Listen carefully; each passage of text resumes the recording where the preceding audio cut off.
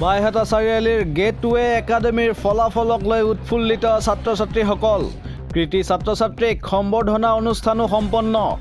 সদ্য ঘোষিত উচ্চতৰ মাধ্যমিক চূড়ান্ত পৰীক্ষাৰ ফলাফল ঘোষণা হোৱাৰ পাছতে সমগ্ৰ ৰাজ্যৰ লগতে কামৰূপ জিলাৰ বাইহাটা চাৰিআলিস্থিত গেটৱে একাডেমীৰ ছাত্ৰ ছাত্ৰীসকলে ফলাফলক লৈ উৎফুল্লিত হৈ পৰিছে।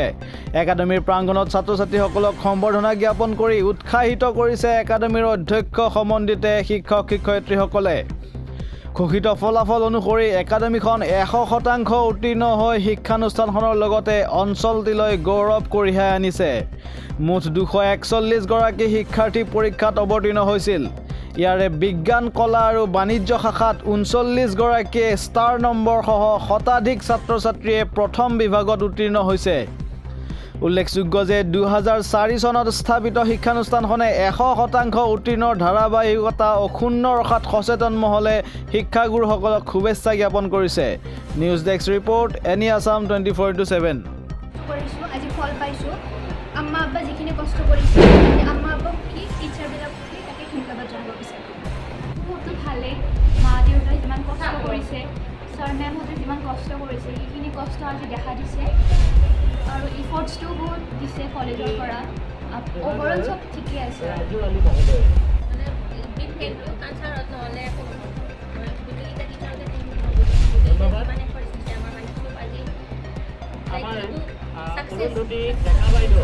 কমাৰ্চ ডিপাৰ্টমেণ্টৰ প্ৰবক্তা এখন যিমান কষ্ট কৰিছে তাৰে ফল আজি পাইছোঁ। এতিয়া আশীৰ্বাদ যাতে ৰাখে চবে, পিছলৈ যাতে আৰু এচিভ কৰিব পাৰোঁ। যিমান আছে মানে যিমান যি এইম কৰিছোঁ তাকে যাতে পাওঁ। মই ব্ৰজেন ডেকা গেটৱে একাডেমী ছিনিয়ৰ ছেকেণ্ডেৰী স্কুলৰ অধ্যক্ষ হিচাপে কৰ্মৰত হৈ আছোঁ।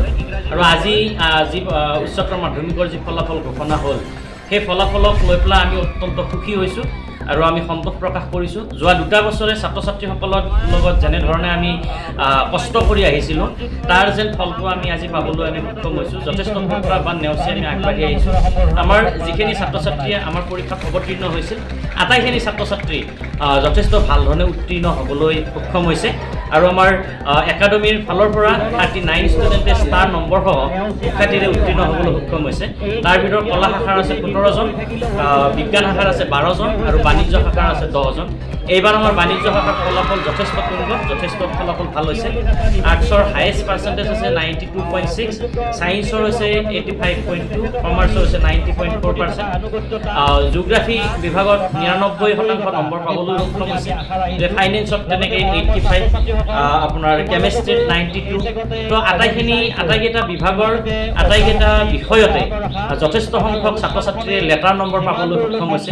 তা আমি এইখিনিতে আমি সন্তোষ প্ৰকাশ কৰিছোঁ যে আমি যোৱা বছৰসমূহৰ দৰেকৈ আমি যোৱা বছৰসমূহৰ ধাৰাবাহিকতা অক্ষুণ্ণ ৰাখি এইবাৰো আমি আমাৰ এটা ভাল ফলাফল দেখুৱাবলৈ আমি সক্ষম হৈছোঁ।